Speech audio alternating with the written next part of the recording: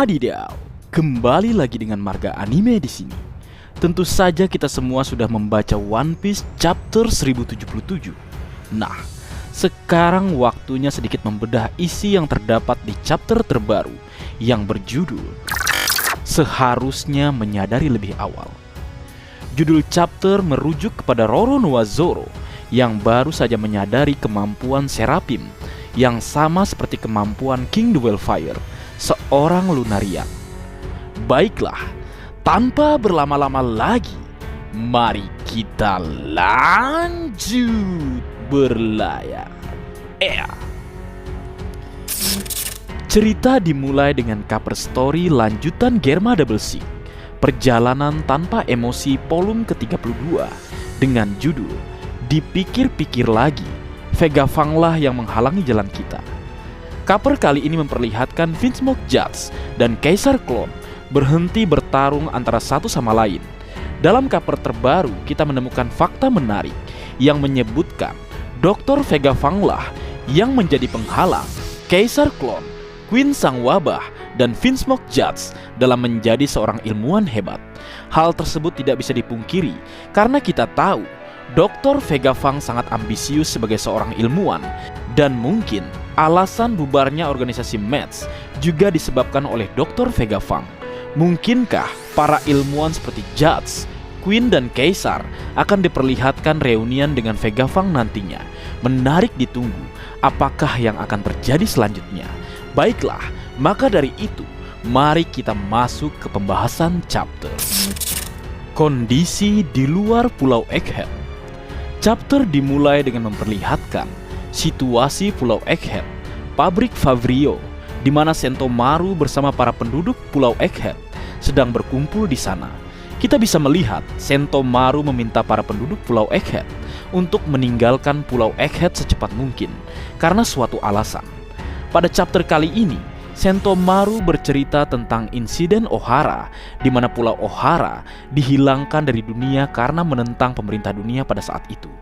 Kita juga menyaksikan flashback singkat yang memperlihatkan kejadian Pulau Ohara.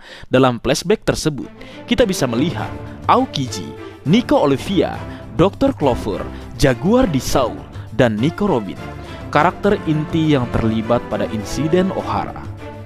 Berlanjut, Sentomaru berkata kepada penduduk Pulau Egghead, jika saat ini Dr. Vega Fang, orang terpintar di dunia One Piece, sedang dikejar oleh pemerintah dunia. Sentomaru menyebutkan pemerintah dunia sudah memutuskan untuk menghilangkan Egghead dan Dr. Vega Fang dari dunia. Itulah alasan kenapa Sentomaru meminta penduduk Pulau Egghead meninggalkan Pulau Egghead secepat mungkin.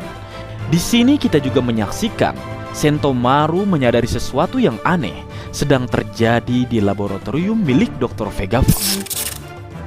Ketahanan Lunarian. Berlanjut, berpindah ke lokasi lain, laboratorium fase, ruang kendali lantai 4 bangunan A.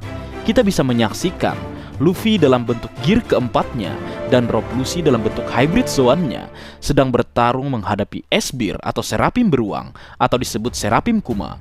Pada chapter ini kita juga bisa melihat Luffy dan Rob Lucy untuk kedua kalinya menggunakan serangan combo Kong Organ dan Hans Pistol Yellow Lotus untuk menyerang Esbir dengan sangat telak. Lalu kita juga bisa melihat Roronoa Zoro dan Kaku juga melancarkan serangan kepada S-Hawk atau Seraphim Elang atau disebut Seraphim Mihawk. Kita bisa menyaksikan Kaku melancarkan serangan Tempest Kick, serangan tendangan Rankyaku ke arah S-Hawk, lalu dilanjutkan dengan Roronoa Zoro yang menggunakan serangan Sisi Sonson untuk menyerang S-Hawk. Namun siapa sangka Esbir dan S-Hawk yang diserang dengan telak oleh Luffy, Rob Lucy, Roronoa Zoro, dan Kaku tidak mengalami kerusakan kepada tubuh Seraphim. Lalu kita bisa melihat Luffy marah kepada para Seraphim karena mereka tidak mengalami kerusakan sama sekali. Bahkan Luffy berpikir jika mereka semua adalah Kaido karena tidak bisa disakiti atau dihancurkan. Berlanjut, kemudian kita bisa melihat Roronoa Zoro pada akhirnya menyadari jika para Seraphim yang dihadapinya saat ini mirip dengan musuh yang dia lawan sebelumnya, yaitu King the Wildfire. Kemudian kita bisa melihat Vegapunk Shaka bertanya kepada Roronoa Zoro apakah anak buah Kaido adalah seorang Lunarian. Tampaknya Shaka mengetahui jika King yang disebutkan Zoro adalah Albert, seorang kelinci percobaan yang kabur dari Pulau Pang Hazard bersama dengan Kaido. Tampaknya Shaka bisa menyadari hal tersebut karena pada saat Kaido dan King menjadi kelinci percobaan, Dr. Vegapunk lah yang meneliti mereka. Itulah kenapa Vegapunk Shaka mengatakan jika para Seraphim diperkuat dengan kekuatan dari darah Lunarian. Di sini kita bisa melihat Roronoa Zoro menjelaskan kepada yang lainnya jika Lunarian memiliki kelemahan ketika api di punggungnya padam. Di saat itulah serangan mereka mempengaruhi dari Lunarian tersebut.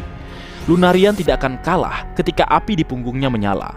Lalu kita bisa melihat adegan kocak kalau Roronoa Zoro baru menyadari para Seraphim memiliki ciri-ciri seperti King, yang mana seharusnya dia menyadari sejak awal. Ada-ada aja Roronoa Zoro, tapi maklumlah otak Roronoa Zoro memang agak lelet lah boleh kita sebut. Berlanjut, kita bisa melihat Shaka yang tiba-tiba pergi ke suatu tempat untuk memeriksa keberadaan Dr. Vegapunk. Lalu kita bisa melihat S-Hawk berusaha menyerang Shaka, namun dihentikan oleh Roronoa Zoro dengan sangat mudah. Dari penjelasan, Roronoa Zoro dan Shaka memperjelaskan jika ketahanan Lunarian merupakan ketahanan tingkat tinggi yang harus ditembus ketika api di punggung mereka padam. Tidak heran Dr. Vegapunk menambah darah Lunarian untuk memperkuat senjata ciptaannya.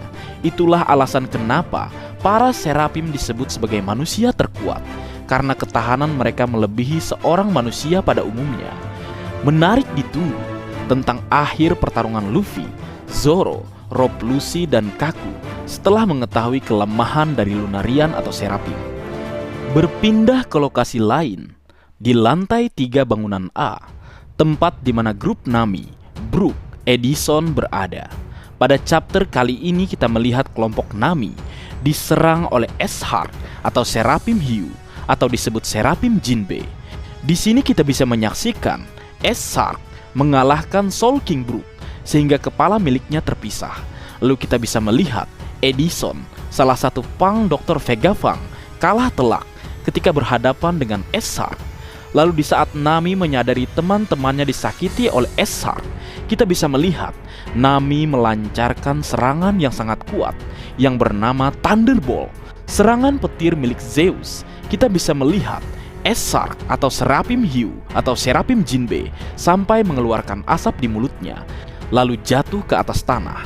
Namun siapa sangka S-Hawk tidak terpengaruh sama sekali terhadap serangan Zeus tersebut. Di saat Nami akan diserang oleh S-Hawk, secara tiba-tiba Sanji datang dengan kecepatan super menghantam S-Hawk atau Seraphim Hiu menggunakan serangan Crooked Rare Strike, yang mana membuat S-Hawk terbang lalu meledak. Di sini kita menyaksikan alis Sanji berubah untuk kedua kalinya seperti saudaranya yang lain. Tampaknya Sanji akan masuk ke mode tempur untuk menghadapi S-Hawk. Sanji berkata, "Kau harus mati, bocah Jinbe." Leo, tampaknya chapter depan kita akan melihat Seraphim Jinbe akan dieksekusi Sanji dalam mode Germa miliknya. Seperti yang kita lihat, Sanji secara tiba-tiba datang ke tempat Nami berada, sedangkan kita tahu Sanji sebelumnya berada di lantai 2 bangunan B. Tapi Sanji secara luar biasa bisa sampai ke lantai 3 bangunan A dengan sangat cepat, walaupun Sanji belum menggunakan kekuatan Germa Double Six. Bagaimana menurutmu, Leo? Seberapa cepat Sanji saat ini? Cerita berlanjut. Di sini kita juga menemukan fakta tentang alis Sanji yang tiba-tiba berubah seperti saudara-saudaranya. Tampaknya memang benar, Sanji bisa mengaktifkan atau menonaktifkan kekuatan Germa Double Six atas kehendaknya sendiri. Ini masuk akal karena dalam SBS 105, Oda Sensei baru saja menjelaskan jika alis Sanji bisa kembali ke bentuk normal karena faktor dirinya. Dengan Sanji yang diperlihatkan bisa merubah dirinya menjadi dua versi, itu berarti Sanji saat ini memiliki dua kepribadian, yaitu kepribadian bucin dan satu lagi kepribadian iblis yang tak kenal ampun. Hal tersebut diperkuat karena dalam chapter 1077, ketika Sanji berhasil menyelamatkan Nami, Sanji secara tiba-tiba mengeluarkan sosok api dari rambutnya yang ikut berbicara kepada Essar. Bagaimana menurut kalian tentang kekuatan Sanji saat ini, Leo? Marga anime tidak sabar menunggu apa yang akan terjadi selanjutnya. Kemudian berlanjut lagi dan berpindah ke lokasi lain, bangunan C, lantai 3, tempat di mana sebelumnya grup Usopp, Franky, Vegapunk Lilith, dan Vegapunk Yor berada. Kita bisa menyaksikan pada akhirnya kelompok Usopp bertarung menghadapi Snake. Dalam chapter kali ini, kita bisa melihat Vegapunk Lilith menyerang Snake atau Seraphim ular bawah hanku menggunakan senjata gelembung, sebuah senjata yang terbuat dari energi laut. Kita bisa menyaksikan Snake langsung tumbang setelah menerima serangan tersebut, hampir sama seperti kemampuan batu laut. Di saat Snake tumbang, Franky secara tiba-tiba ingin menangkap Snake, namun siapa sangka Snake tiba-tiba bangun lalu menyerang Franky. Di sini diketahui jika senjata gelembung hanya bisa melemahkan musuh sesaat. Di saat Snake bangkit kembali, kita bisa melihat Seraphim ular bawah hanku dalam keadaan marah menyerang menggunakan laser beam sehingga menghasilkan ledakan besar. Lalu secara tiba-tiba Franky juga ikut menyerang Snake dari arah belakang menggunakan senjata gelembung sehingga Snake melemah lalu tumbang. Namun karena sifat Snake seperti anak kecil, tampaknya Franky tidak tega karena Snake mengalami kesakitan. Lalu Franky diperlihatkan melepaskan senjata gelembung tersebut sehingga membuat Snake kembali lalu menyerang Franky menggunakan kemampuan Mero Mero, Parfum Femur, serangan yang mengubah Franky menjadi batu.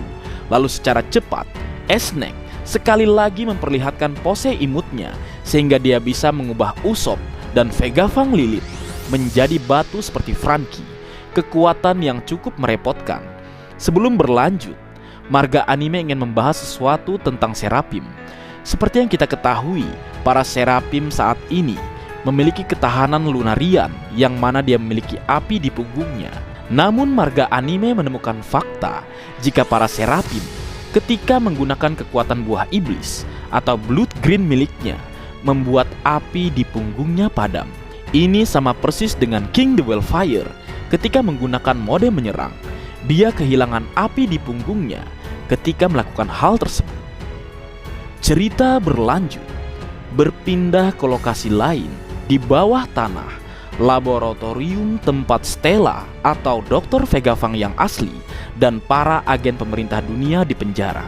Kita bisa menyaksikan Saka yang sebelumnya pergi untuk mencari Dr. Vegapunk yang asli berhasil menemukan Dr. Vegapunk yang asli atau Stella. Kita bisa melihat Saka yang terkejut karena selama ini agen pemerintah dunia yang disangka hilang berada di penjara bawah tanah. Tampaknya Dr. Vegapunk dan Saka sama-sama tidak menyadari hal tersebut. Lalu Saka menyadari jika Stella atau Dr. Vegapunk yang asli juga berada di penjara tersebut. Di saat Saka berlari menghampiri Dr. Vegapunk yang asli atau Stella untuk menyelamatkannya, secara tiba-tiba Dr. Vegapunk menyadari hal yang janggal. Dr. Vegapunk berpikir Saka datang dengan seseorang. Namun di saat Saka ingin berbalik untuk melihat ke belakang, secara tiba-tiba Saka ditembak di kepala oleh seseorang yang misterius sehingga Saka mengeluarkan darah yang banyak di kepalanya. Kita bisa menyaksikan semua orang di bawah tanah terkejut dengan hal yang menimpa Saka. Lalu di akhir panel kita bisa melihat sosok tersebut datang secara perlahan ke bawah tanah tempat Dr. Vegapunk yang asli berada. Tampaknya dia akan mengeksekusi Dr. Vegapunk. Kemudian chapter 1077 ditutup dengan diperlihatkannya adegan yang mengejutkan di mana Saka yang selama ini dicurigai telah ditembak oleh sosok seorang misterius. sedikit membahas tentang apa yang terjadi kepada Sokka. Dalam chapter 1064, kita bisa menyaksikan Sokka menelpon Monkey D. Dragon, seorang revolusioner. Di sana kita bisa melihat Sokka mengatakan dirinya akan segera mati. Hal tersebut dibuktikan dengan diperlihatkannya Sokka secara tiba-tiba ditembak di bagian kepala oleh sosok misterius yang berada di left face Vegapunk. Dalam dialog tersebut, Sokka mengatakan akan memberitahu Monkey D. Dragon sesuatu hal. Apakah Sokka sudah tahu sejak dulu orang misterius tersebut sehingga dia mengorbankan dirinya? Sampai saat ini tidak ada yang tahu. Namun dengan tertembaknya Sokka, kandidat sosok misterius sudah berkurang. Mereka bukanlah seseorang dari Fang Vegapunk atau Dr. Vegapunk sendiri atau Stella. Satu-satunya kandidat yang tersisa adalah Gorosei Saturn, seperti yang kita bahas pada video-video sebelumnya. Dan cerita selesai. Minggu depan tidak libur. Mantap! Kemungkinan kita akan mengetahui sosok misterius tersebut pada chapter berikutnya. Baik, mungkin segitu dulu yang bisa aku bagi bersama kalian Leo. Semoga kalian terhibur dengan apa yang aku buat dalam kesempatan kali ini. Terakhir, jika ada kesalahan dalam pengucapan atau hal yang menurut kalian kurang pas atau kurang tepat, Marga Anime memohon maaf yang sebesar-besarnya. Sekian.